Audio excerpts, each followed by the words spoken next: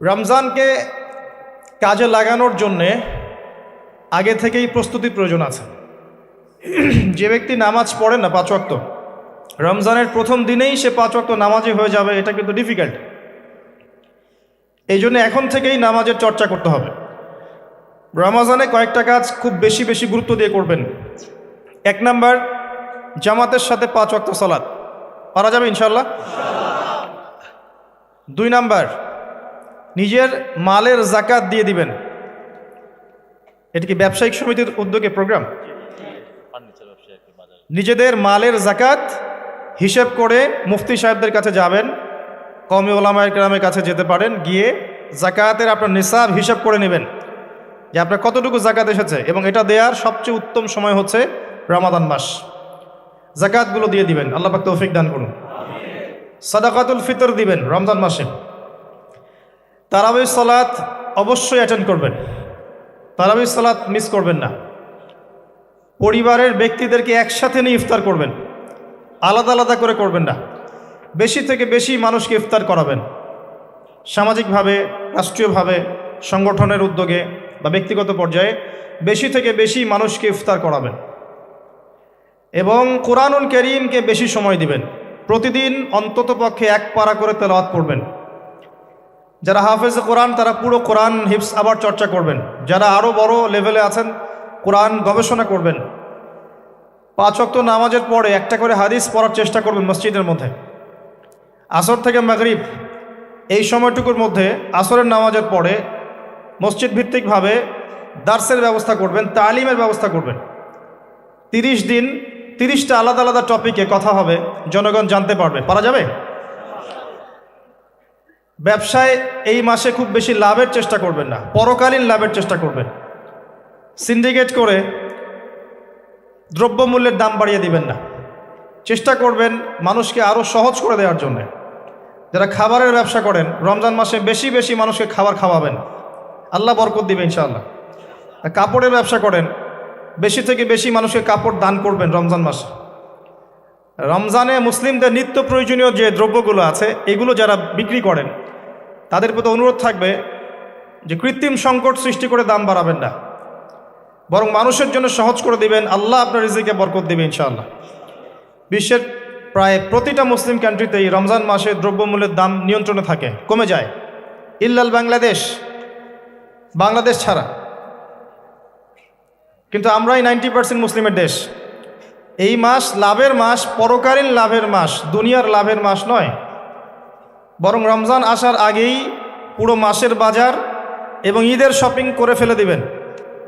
রমজান মাসে বেশি বেশি মার্কেটে যাবেন না, এবং স্ত্রী সন্তানদেরকেও বেশি বেশি মার্কেটে যেতে দিবেন না। বরং এই মাসে পর্দা আরও বজায় রাখার চেষ্টা করবেন। রাস্তার মোড়ে মোড়ে যে হোটেলগুলো থাকে, ঘোমটা হোটেল, এই হোটেলের মালিকদের প্রতি নসিহত থাকবে যে আল্লাহকে ভয় করেন। হোটেলের বাইরে লিখে দিবেন, মুসলিমদের জন্য খাওয়া আমার হোটেলে জায়েজ নাই। এটা করবেন, ঘোমটা না দিয়ে ওখানে লিখে দিবেন যে আপনি মুসলিম হয়ে থাকলে আল্লাহকে ভয় করুন, আমার হোটেলে মুসলমানদের জন্য আলাদা করে খাওয়ার কোনো জায়গা নাই রোজা রাখা অবস্থায়। সেলুনে আছেন যারা, সেলুনে লিখে দিবেন রমজান মাসে আমি দাড়ি কাটি না, কমপক্ষে লিখে দিবেন যে আমার দোকানে দাড়ি শেভ করা হয় না। রমজান মাসে আল্লাহওয়ালা হয়ে যান, লাআল্লাকুম তাত্তাকুন, তাকওয়া অবলম্বন করতে হবে। কিছু টিপস বলে দিলাম। সবচেয়ে বড় কথা হচ্ছে মানসিক প্রস্তুতি। রমজান আসতে যাচ্ছে, একটা মানসিক প্রিপারেশন। এই রমজানের 30টা দিন আমি প্রত্যেকটা দিনকে কাজে লাগাবো। প্রতিটা দিন আমি কোরআনের কিছু অংশ পড়বো, হাদিস কিছু পড়বো, 2টা কথা মানুষকে দাওয়াত দিব, ইফতার করাবো মানুষকে, সাধ্যমতো দান সাদাকা করব, তারাবির সালাতে হাজির হব, কোরআন খতম দিব। এই কাজগুলো করতে কি সরকার বাধা দিবে? প্রশাসন বাধা দিবে? এগুলো আমাদের হাতে আছে। আল্লাহ পাক আমাদের সবাইকে তৌফিক এনায়েত করুন, আমিন।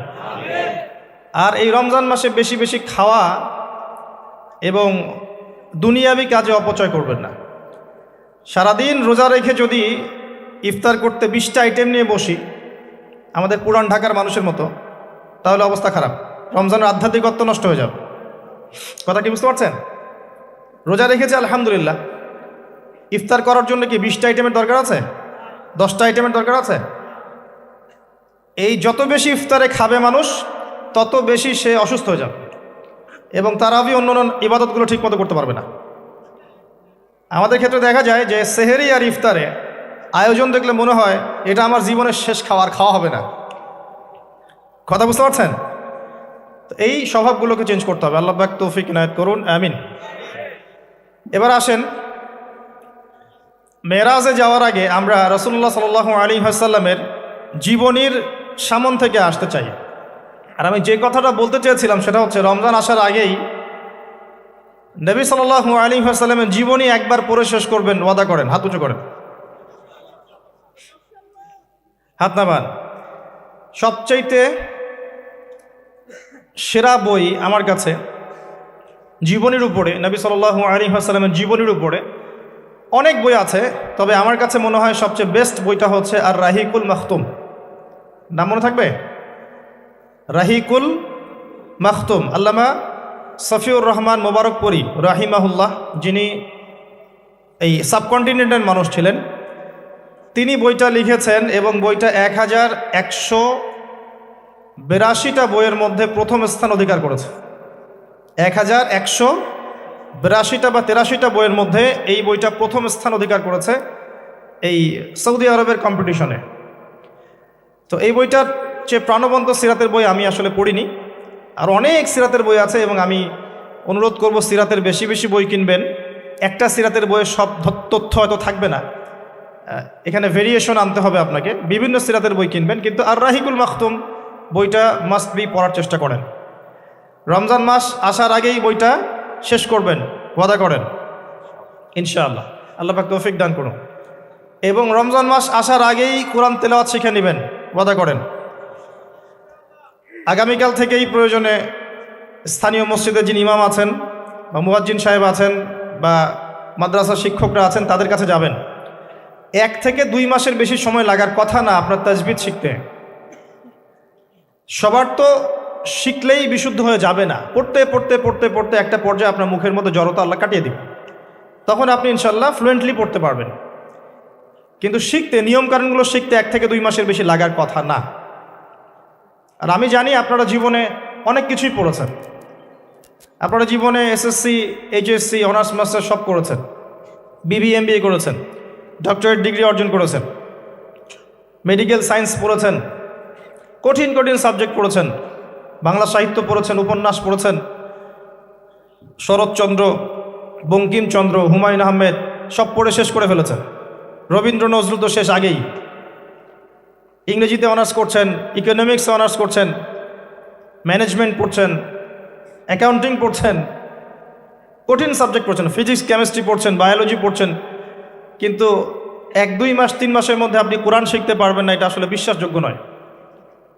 এই ক্যাপাবিলিটি আল্লাহ পাক আপনার মস্তিষ্কে দিয়েছেন, আল্লাহর ওয়াস্তে আপনি কাজে লাগান, ইনশাল্লাহ পরকালে আপনি সফল হবেন। রমজান আসার আগেই শিখতে হবে এই কারণে, যাতে রমজানের প্রথম দিন থেকেই আপনি তেলাওয়াত করতে পারেন, ডেইলি 1 পারা যাবে ইনশাল্লাহ। এই কোরআন কার উপর নাজিল হয়েছে? মুহাম্মদ সাল্লাল্লাহু আলাইহি ওয়াসাল্লামের প্রতি। কখন নাজিল হয়েছে আমাকে বুঝতে হবে। একটু বসেন, রিল্যাক্স হন, আমাকে দেখা না গেলে কোনো সমস্যা নেই, আমার কথাগুলো শুনেন। আর আমি তো জামাই না যে আমাকে দেখতেই হবে। তো নবী সাল্লাল্লাহু আলাইহি ওয়াসাল্লাম যে সময়ে তার উপরে কোরআন নাজিল হয়েছে, এই সময়টা একটু বুঝতে হবে। ওই যুগটাকে বলা হয় কি? আইয়ামে জাহিলিয়াত, মানে কি? অন্ধকারাচ্ছন্ন যুগ। ওই যুগে মৌলিকভাবে অনেক সমস্যা ছিল, কিন্তু মোটা দাগে 5টা সমস্যা ছিল। কয়টা? 5টা। এখান থেকে আমি মেরাজের দিকে যাবো ইনশাআল্লাহ। 5টা মৌলিক সমস্যা ছিল। 5টা সমস্যার প্রথম হচ্ছে শিরক। ওই যুগের মানুষরা আল্লাহর সাথে শিরক করত। তারা মূর্তি পূজা করত, তারা মাধ্যম পূজা করত, তারা কবর পূজা করত, তারা মৃত ব্যক্তির পূজা করত, তারা প্রকৃতির পূজাও করত কোনো কোনো ক্ষেত্রে। আর অল্প কিছু মানুষ ছিল নাস্তিক, অল্প কিছু, খুব বেশি না। এই যে শিরকের এই সমস্যাটা এখনকার বিশ্বের মধ্যে নাই। আচ্ছা, দ্বিতীয় সমস্যা ছিল রিবা বা সুদ। তাদের ম্যাক্সিমাম মানুষ সুদভিত্তিক অর্থনীতির সাথে জড়িত ছিল। এই সমস্যাটা কি এখনকার বিশ্বে নাই? আছে। তৃতীয়, তৃতীয় সমস্যাটা ছিল এই, আপনাদের মোবাইল ফোনগুলো সাবধানে রাখবেন। এই পর্যন্ত যতগুলো মাহফিলে গিয়েছি, এখন দেখি খুব অবজেকশন আসে যে অ্যানাউন্স করতে বলা হয় যে অনেকের মোবাইল পাওয়া যায় না। তো মোবাইল ফোনগুলো একটু সাবধানে রাখবেন। এখানে আল্লাহ না করুক এমন মানুষও আসতে পারে যার উদ্দেশ্য ভালো না, তো এটা একটু খেয়াল রাখবেন। তো দ্বিতীয় সমস্যা ছিল রিবা, যেটা এখনকার বিশ্বের অন্যতম মৌলিক সমস্যা। আপনি যদি বিশ্বের অর্থনীতির দিকে তাকান, আপনি দেখবেন বিশ্বের পুরো অর্থনৈতিক সিস্টেমটা সুদভিত্তিক। কেউ এর বাইরে নয়, কেউই বাইরে নয়। আমরা এমন একটা যুগে বাস করছি যেখানে কেউ যদি সুদ থেকে বাইরে থাকতে চায়, যে আমি মোটেই খাবো না, একবারেই খাবো না, টোটালি খাবো না, তারপরেও তার গায়ের মধ্যে সুদের ছিটা ফোটা লাগবে। আমার কথা বুঝতে পারছেন? এটা সেই যুগ। কিভাবে লাগবে সেটা সম্পর্কে জানার জন্যে রিবা কেন্দ্রিক যে বইগুলো আছে, আল্লামা তকি উসমানের বই আছে, ইনশাল্লাহ আগামীতে এটার উপর বিস্তারিত আলোচনাও আসবে। এগুলো পড়েন এবং শোনেন, ইনশাল্লাহ কাজে দেবে। শুধু এতটুকু বলবো, যে খায় যে দেয়, যে সাক্ষী থাকে এবং যে লিখে রাখে, উভয়কেই, এই 4 শ্রেণীর মানুষকেই নবী সাল্লাল্লাহু আলাইহি ওয়াসাল্লাম সমান অপরাধী বলেছেন। পুরো সিস্টেমটার মধ্যে এগুলো পড়ে যাবে। এমনকি যদি দেখেন আমি খাচ্ছি না, একটা ফ্ল্যাট বাসায় ভাড়া আছে, এই বাসা যে করেছে সে সুদের লোন নিয়ে করেছে, আমার ভাড়ার টাকা থেকে সে লোন শোধ করে, পরোক্ষভাবে আমিও সুদের সাথে জড়িত আছি। এটা সেই যুগ যেখানে আপনি বেঁচে থাকতে চাইলে পারবেন হয়তোবা, যদি আপনার তাকওয়া অনেক উঁচু লেভেলের হয়, কিন্তু ধুলি কণা আপনার গায়ে লাগবেই, আপনি বাঁচতে পারবেন না। তৃতীয় সমস্যা ছিল মাদক। আইয়ামে জাহিলিয়াতে তৃতীয় সমস্যা ছিল মাদক। এখনকার বিশ্বের দিকে আপনি তাকান, আপনি দেখবেন ম্যাক্সিমাম যুব সমাজ এই সমস্যায় নিপতিত আছে না? সেম সমস্যা। চতুর্থ সমস্যা ছিল নারীর অবমাননা। এটা সম্পর্কে বলার আমার কোনো প্রয়োজন নাই, যথেষ্ট বলেছি এই পর্যন্ত আমি। নারীকে যেভাবে আজকে আমরা পণ্যের ন্যায় ব্যবহার করছি, এটা আইয়ামে জাহিলিয়াতের সেই বন্যতাকেও হার মানিয়েছে। 5 নম্বর সমস্যা ছিল গোত্রীয় দ্বন্দ্ব, গোত্রীয় রক্তক্ষয়ী সংঘাত। এটা এখন বৈশ্বিক রূপ নিয়েছে। ধর্মের মধ্যে সংঘাত, পলিটিক্সের সংঘাত, বিশ্বের দেশগুলোর মধ্যে সংঘাত। এই যে এখন একটা নতুন সংঘাত চলছে, আল্লাহ জানে এটার মোড় কোন দিকে যাবে। যদিও এতটুকু মনে রাখবেন, বিশ্বের একটা শক্তি চায় যে বিশ্বে একটা পারমাণবিক যুদ্ধ হোক। তারা খুব করে চাচ্ছে যে বিশ্বে একটা পারমাণবিক যুদ্ধ হয়ে যাক। তাদের উদ্দেশ্য সফল হবে, বড় বড় পরাশক্তিরা একে অপরের সাথে মারামারি করে ধ্বংস হয়ে যাবে, প্রচুর মানুষ মারা যাবে, এবং তারা নতুন রুলিং স্টেট হিসেবে বিশ্বে আত্মপ্রকাশ করবে। একটা অংশটা চাচ্ছে, সেটা কারা আস্তে আস্তে বুঝতে পারবেন ইনশাআল্লাহ তাআলা। এই 5টা ছিল মৌলিক সমস্যা। এখন আপনি আপনার সমাজ এবং বিশ্বের দিকে তাকিয়ে দেখেন এই 5টা সমস্যা আছে কি নাই? আছে। এরকম একটা যুগে জন্ম নিয়েছেন প্রিয় নবী মুহাম্মদুর রাসূলুল্লাহ সাল্লাল্লাহু আলাইহি ওয়াসাল্লাম। এরকম সমাজে থেকেও তিনি কখনো পাপের ধার কাছেও যান নাই। বলেন সুবহানাল্লাহ। এরকম একটা সমাজে থেকেও যখন তিনি নবী হননি, তখনও পাপের ধার কাছেও তিনি যান নাই। তিনি কখনো শিরক করেননি, কখনো মূর্তি পূজা করেননি, কখনো রিবা খাননি, আর বাকি বিষয়গুলো ধার কাছেও যাননি। বরং তিনি হিলফুল ফুজর তৈরি করেছিলেন যাতে করে সমাজের এই অসঙ্গতিগুলো দূর করা যায়। এটা তো আপনারা জানেন। এরপর তিনি নবী হলেন 40 বছর বয়সে। প্রথম কোন আয়াত নাজিল হয়েছিল? সূরা আলাকের প্রথম 5 আয়াত আল্লাহ পাক প্রথমে পড়তে বলেছেন, ইকরা বিসমি রাব্বিকাল্লাযী খালাক খালাকাল ইনসানা মিন আলাক ইকরা ওয়া রাব্বুকাল আকরাম আল্লাযী আল্লামা বিল কলম আল্লামাল ইনসান মা লাম ইয়ালাম। এখানে প্রথম কথাটা হচ্ছে পড়ুন। আল্লাহ পাক প্রথমে বললেন না সুদ খেও না, শিরক করো না, মাদক সেবন করো না, জেনার ধার কাছেও যেও না। আল্লাহ পাক এগুলো কিছুই বললেন না। এমনকি আল্লাহ এটাও বললেন না সুবহানাহু ওয়া তাআলা যে নামাজ আদায় করো, যাকাত দাও, রমজান মাসে সাওম রাখো। আল্লাহ পাক কি বললেন? পড়ুন। আপনার জীবনের প্রথম ফরজ হচ্ছে পড়াশোনা করা।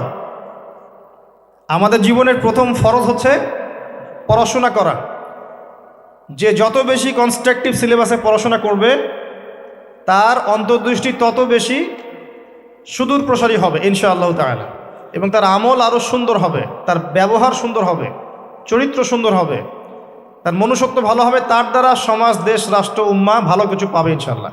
অশিক্ষিত মূর্খ জনগণকে দিয়ে রাষ্ট্রের কোনো কাজ নাই, আছে?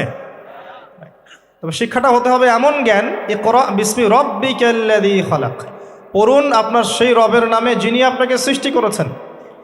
যে জ্ঞান আপনাকে আপনার স্রষ্টা, ওদের ভাষা ব্যবহার করে বলছি, আপনার ইলাহ আল্লাহর দিকে নিয়ে যাবে, সেটাই প্রকৃত জ্ঞান। যে জ্ঞানটা আপনাকে আল্লাহ থেকে দূরে সরাচ্ছে দিন দিন, এটা জ্ঞান নয়, এটা জাহেলিয়াত। আমি কি বুঝাতে পারছি? এমন আপনি চিন্তা করে দেখেন যে আপনার জ্ঞানটা আপনাকে কি আল্লাহর দিকে নিয়ে যাচ্ছে নাকি আল্লাহ থেকে দূরে সরাচ্ছে। এরপরে আপনি চিন্তা করবেন আপনি প্রকৃত জ্ঞানী কিনা। কেউ যদি অক্সফোর্ড, কেমব্রিজ, হার্ভার্ড থেকে পাশ করে আসে, এসে বলে যে পর্দা এটা সেকেলে প্রথা, ওই যুগে চলতো এই যুগে চলে না, এই ব্যক্তিকে আমরা জ্ঞানী বলতে পারি না। কেউ যদি বাইরে থেকে বড় ডিগ্রি এসে বলে যে ইসলাম আসলে এই যুগে চলে না ওই যুগে চলতো, সুদের মধ্যেই আছে অগ্রগতি আর প্রগতি, ফ্রি মিক্সিং ভালো জিনিস, ছেলে মেয়ে একসাথে পথ চলবে, খারাপ কিছু না, মাদকদ্রব্য খাওয়াই যায়, মানুষ মাদকদ্রব্য খেলে ভালো কাজ করার উৎসাহ পাবে, সমকামিতা একটা বাক স্বাধীনতা, ব্যক্তি স্বাধীনতা, এরকম কথাবার্তা যদি কেউ বলে বা আল্লাহর হালালগুলোকে হারাম করে দেয়, হারামগুলোকে হালাল করে নেয়, এই ব্যক্তি বা এই সম্প্রদায়কে আমরা জ্ঞানী বলতে পারি না। কারণ তাদের জ্ঞান তাদেরকে আল্লাহ থেকে দূরে সরিয়ে দিয়েছে। ইকরা বিসমি রব্বিকাল্লাযী খালাক, পড়ুন আপনার সেই রবের নামে যিনি আপনাকে সৃষ্টি করেছেন। খালাকাল ইনসানা মিন আলাক, যিনি মানুষকে সৃষ্টি করেছেন জমাট বাঁধা রক্তপিণ্ড থেকে। ইকরা ওয়া রব্বুকাল আকরাম, পড়ুন আপনার রব মহামান্বিত। আল্লাযী আল্লামা বিল কলম, যিনি আপনাকে কলম দ্বারা জ্ঞান শিক্ষা দিয়েছেন। মানুষ জ্ঞান অর্জন করতে পারেনি প্রথমে, আল্লাহ মানুষকে জ্ঞান শিখিয়েছেন।